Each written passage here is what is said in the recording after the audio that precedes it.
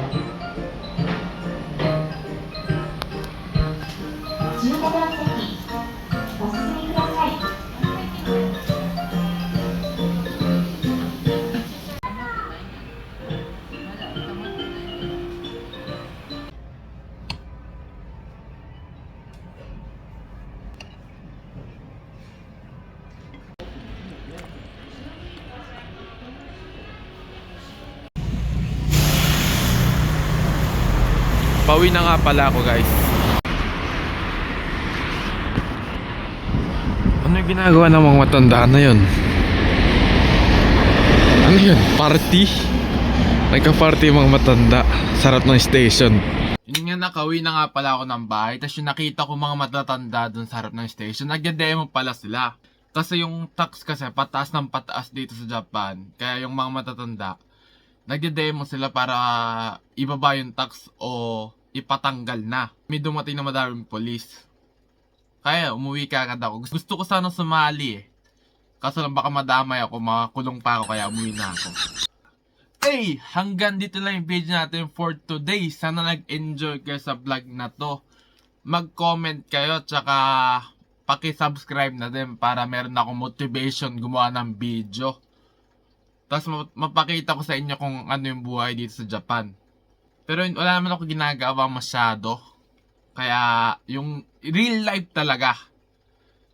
Bye!